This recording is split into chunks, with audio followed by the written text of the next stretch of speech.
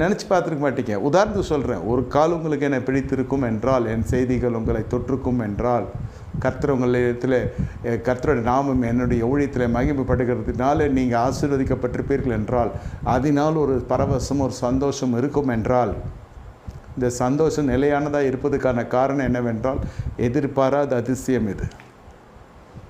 எதிர்பார்ப்புகள் எப்பொழுதுமே நமக்கு ஏமாற்றத்தை உண்டு பண்ணும். உங்களுடைய நிலை கண்ணாடி முன்னே நீங்கள் போய் பாருங்கள். வாலிபர்கள், கன்னிகைகள், நடு வயது கொண்டவர்கள், அப்படியே வயது ஆக ஆக ஆக அந்த கண்ணாடி எண்ணம் தொங்குதுன்னு இருக்கும். அது நம்மளுடைய சுய தோட்டத்தை காட்டுகிறதை பார்க்க ஏற்றுக்கொள்ள முடியவில்லை சில சமயத்தில். ஏன்? மனம் இல்லாதகளை விரும்புகிறது தான் மரம். அதை அடக்கி ஆள தெரிகிறதுக்கு தான் மனசே. அதுக்கு தான் ஆவிக்குரிய வாழ்க்கை. பலத்தினாலும் அல்ல, பராக்கிரமத்தினாலும் அல்ல, என் ஆவியினால் ஆகும் என்று வேதம் சொல்லுகிறது.